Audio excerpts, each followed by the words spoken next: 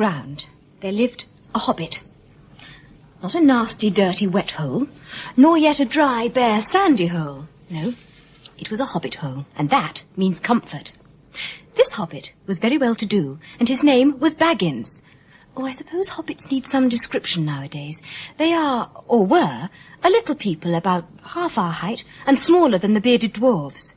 They wear no shoes because their feet grow natural leathery soles and thick, warm brown hair like the stuff on their heads, which is curly. Oh, and they have dinner twice a day when they can get it. Now, the mother of this hobbit, Bilbo Baggins, that is, was the famous Belladonna Took. And the fact was that the Tooks were not as respectable as the Bagginses, for once in a while members of the Took clan would go and have adventures. So it's probable that Bilbo, Belladonna's only son, got something a bit odd in his make-up from the Took side. By some curious chance, one morning long ago when Bilbo Baggins was grown up and thoroughly respectable, he was standing at his door after breakfast, smoking an enormous long pipe, when Gandalf came by. Gandalf. If you'd heard only a quarter of what I've heard about him, you'd be prepared for any sort of remarkable tale. But the old man hadn't been down that way for ages and ages. "Good morning," said Bilbo, and he blew out a beautiful grey ring of smoke that sailed up into the air without breaking. "I have no time to blow smoke rings this morning," said Gandalf. "I'm looking for someone to share in an adventure that I'm arranging, and it's very difficult to find anyone." "Well, I should think so, in these parts. Nasty, disturbing, uncomfortable things, adventures. You might try over the hill, or across the water." You mean you want to get rid of me? Not at all, my dear sir. Let me see, I don't think I know your name. Yes, my dear sir. And I do know your name, Mr. Bilbo Baggins. I am Gandalf, and Gandalf means me. Gandalf?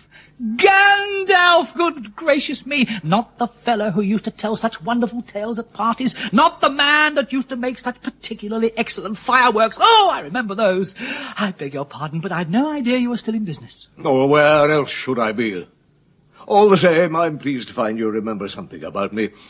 Indeed, for your old grandfather Took's sake, I will go so far as to send you to this adventure. I'm sorry, I don't want any adventures, thank you. Not today. Good morning. But please come to tea. Why not tomorrow? Come tomorrow. Goodbye. Goodbye. And with that, the hobbit turned and scuttled inside and shut his round green door as quickly as he dared. Well, not to seem rude. Wizards, after all, are wizards. Gandalf stepped up to the door and with the spike on his staff scratched a peculiar sign there. The next day, Bilbo had almost forgotten about Gandalf until just before tea time there came a tremendous ring on the front doorbell, and then he remembered. But it wasn't Gandalf at all. It was a dwarf with a blue beard tucked into a golden belt and very bright eyes under his dark green hood. He pushed inside just as if he'd been expected and hung his hooded cloak on the nearest peg. And then, with a low bow, he said, "Dwalin at your service." Bilbo Baggins at yours, said the hobbit, too surprised to ask any questions for the moment. I'm just about to take tea. Pray, come and have some with me.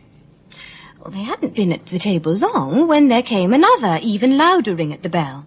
Still, it wasn't Gandalf. Instead, there was a very old-looking dwarf with a white beard and a scarlet hood. This one called himself Balin, and also behaved as if he'd been invited. A few moments later, 2 more dwarves, Keely and Feely, had arrived. Well, then Bilbo barely had enough time to collect his wits before he was saying, "At your service to Dory, Nori, Ori, Oin and Gloin." All these dwarves wanted feeding, and Bilbo was kept very busy for a while, until there came a hard rat-tat on the beautiful green door. Somebody was banging with a stick. Bilbo, very angry, pulled open the door with a jerk, and they all fell in, one on top of the other. More dwarves, 4 more. And there was Gandalf behind, leaning on his staff and laughing. He'd made quite a dent on the beautiful door, and also knocked out the secret mark. Carefully, Bilbo. Let me introduce Bifer, Bofer, Bomber, and especially Thorin. The party was now complete, and Gandalf, Thorin, and the others gave their orders for tea. This Thorin was none other than the great Thorin Oakenshield himself, who wasn't at all pleased at falling flat on Bilbo's mat, until Bilbo's repeated apologies made him stop frowning. Pray, don't mention it. The dwarves ate and talked, and time got on. At last, they pushed their chairs back, and Bilbo made a move to collect the plates and glasses. I suppose you'll all stay to supper? Of course. And after. We shan't get through the business till late. Now, clear up. Thereupon, the 12 dwarves, not Thorin, for he was too important and stayed talking to Gandalf, jumped to their feet, and everything was cleared and put away safe as quick as lightning. As the dwarves returned, Gandalf called for silence. Let Thorin speak. Gandalf, dwarves, and Mr. Baggins, we are met together in the house of our friend and fellow conspirator, this most excellent and audacious hobbit, to discuss our plans, our ways, means, policy, and devices. We shall soon start on a long journey, a journey from which some of us, or perhaps all of us, may never return. After being called audacious and fellow conspirator, poor Bilbo could bear it no longer. At "may never return," a shriek burst out of him like the whistle of a steam engine coming out of a tunnel. Gandalf struck a blue light on the end of his magic staff, and in its firework glare, the poor hobbit could be seen kneeling on the hearthrug, shaking like a jelly that was melting. They took him and laid him out of the way on the drawing-room sofa, and then they went back to their dark business. Excitable little fellow, gets funny odd fits. But he's one of the best, as fierce as a dragon in a pinch.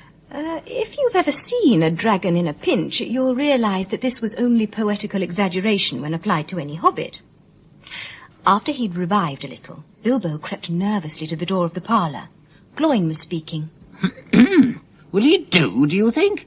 If it hadn't been for the sign on the door, I should have been sure we'd come to the wrong house. This little fellow looks more like a grocer than a burglar. Then Mr. Baggins turned the handle and went in. His toque side was beginning to show itself. Pardon me, I have no signs painted on my door, and I'm quite sure you have come to the wrong house, but treat it as the right one. Tell me what you want done, and I will try it. I assure you there is a mark on this door. Burglar wants a good job, plenty of excitement, and reasonable reward. That's how it's usually read. Of course there was a mark. Let's have no more arguments. I have chosen Mr. Baggins, and that ought to be enough for all of you. Now, Bilbo, my boy, fetch the lamp and let's have a little light on this. On the table, in the light of a big lamp, he spread a piece of parchment, rather like a map. This was made by Thror, your grandfather, Thorin. It is a plan of the Lonely Mountain.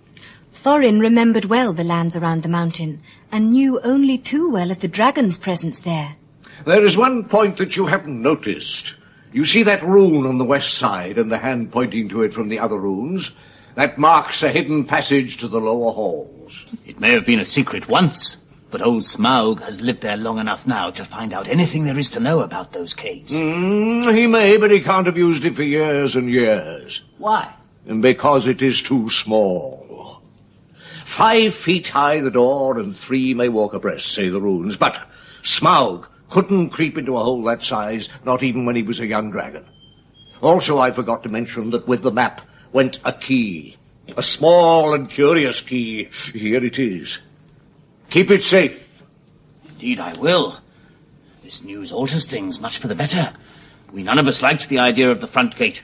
The dragon comes out of it far too often, unless he's changed his habits. That is why I settled on burglary. And here is our little Bilbo Baggins, the burglar. So now let's get on and make some plans.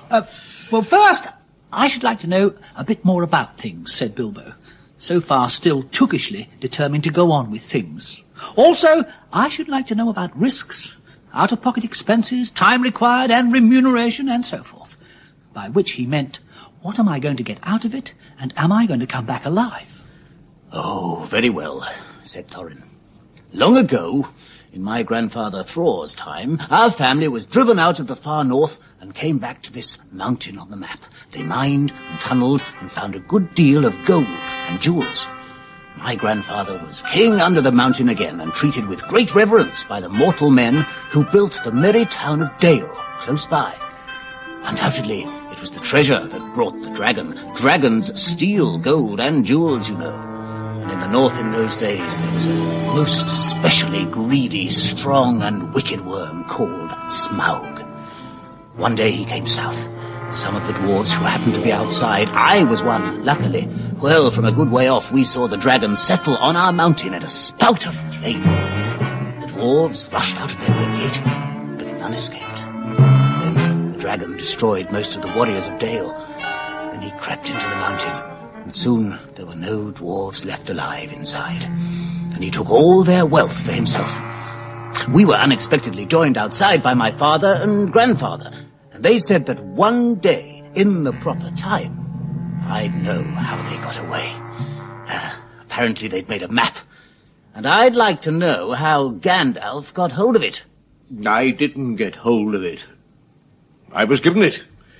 Your grandfather gave the map to his son before he was killed by goblins in the mines of Moria. Your father went away to try his luck with a map 100 years ago, but he never got near the mountain. I found him in the dungeons of the necromancer. Whatever were you doing there? Never you mind. But even I, Gandalf, only just escaped. I tried to save your father, but it was too late. He was witless and wandering and had forgotten almost everything except the map and the key. We have long ago paid the goblins of Moria. We must give a thought to the necromancer. Don't be absurd. He is an enemy far beyond the powers of all the dwarves put together. The dragon and the mountain are more than big enough tasks for you. Hear. Hear what? Hear what I have to say. I should say that you ought to go east and have a look round. After all, there is a side door, and dragons must sleep sometimes. I suppose if you sit on the doorstep long enough, I dare say you'll think of something. Now, I think we've talked for long enough for one night. You see what I mean? What about bed and an early start and all that? I'll give you a good breakfast before you go. Before we go, I suppose you mean. Aren't you the burglar? And isn't getting inside the door your job? But I agree about bed and breakfast.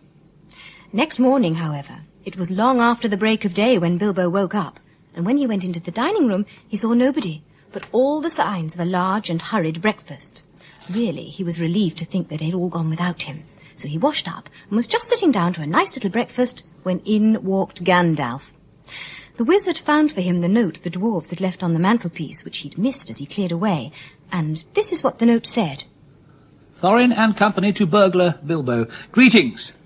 For your hospitality, our sincere thanks, and for your offer of professional assistance, our grateful acceptance. Terms. Cash on delivery, all travelling expenses guaranteed, funeral expenses defrayed by us. Shall await your respected person at the Green Dragon Inn at 11 a.m. sharp, trusting that you will be punctual. Yours deeply... That left Bilbo just 10 minutes. Yeah, but... No time for it. No time for that either. Off you go. Very puffed Bilbo was when he got to the inn just on the stroke of 11, and found that he'd come without even a pocket handkerchief. The dwarves had arranged everything. Ponies, baggages, packages, parcels, and paraphernalia. There was even a spare cloak and hood for Bilbo. And that's how they all came to start, jogging off from the inn one fine morning just before May on laden ponies. They hadn't been riding very long when up came Gandalf, very splendid on a white horse. He'd brought a lot of pocket handkerchiefs and Bilbo's pipe and tobacco. So after that, the party went along very merrily, and Bilbo began to feel that adventures weren't so bad after all. Tomorrow, we'll tell you how Bilbo began to change his mind. Goodbye till then.